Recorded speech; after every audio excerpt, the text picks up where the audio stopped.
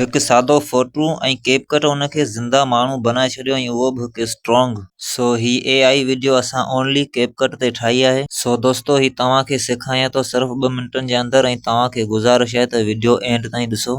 सो सभ खां पहिरियां तव्हां ChatGPT ओपन करियो ऐं हिते तव्हां उर्दू या सिंपल सिंधी में तव्हां लिखी सघो था। सिंधी ChatGPT सम्झे थो। तव्हां हुनखे सिर्फ़ु इहो लिखो त मूंखे कैपकट जे अंदरि हिकु AI वीडियो ठाहिणी आहे फोटू मां, जंहिंमें हिकु वॾो वण ज़मीन खां ॿाहिरि कढणो आहे ऐं उनजे लाइ इंग्लिश डिस्क्रिप्शन ॿुधाए। सो बसि तव्हां सिर्फ़ु एतिरो लिखंदा ऐं हेठि ॾिसो डिस्क्रिप्शन तव्हांजे साम्हूं अची वेंदी। इन डिस्क्रिप्शन खे तव्हां सिंपल कॉपी पेस्ट कयो हिन तरीक़े सां।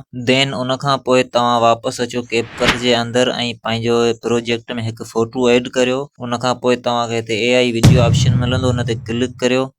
हिन ते तव्हां क्लिक कंदा ऐं हिते तव्हां खां डिस्क्रिप्शन घुरंदो। हिन जॻह ते तव्हां डिस्क्रिप्शन पंहिंजी ऐड कयो, जेका असां कॉपी पेस्ट कई ChatGPT तां। सो बसि तव्हां डिस्क्रिप्शन ऐड करे ऐं हेठि जनरेट ते जेको सो क्लिक कंदा। जनरेट ते क्लिक करण खां पोइ चंद सेकंड वठंदो ऐं तव्हांजी वीडियो रेडी थी वेंदी। ऐं यादि रखिजो ही वीडियो सिर्फ़ु 5 सेकंड जी हूंदी आहे। तव्हां स्पीड में वञी करे हिन जी स्पीड थोरी लो कयो त जीअं हीअ 8-10 सेकंड जी थी वञे। ऐं उनखां पोइ मुंहिंजे चैनल खे लाइक ऐं सब्सक्राइब करियो या तव्हां दोस्तनि जी कुर्बन मोहबतूं। जल्द मिलंदासीं नेक्स्ट कैपकट ट्यूटोरियल में। तेसीं ताईं पंहिंजो ख़्यालु रखो। अल्लाह हाफ़िज़।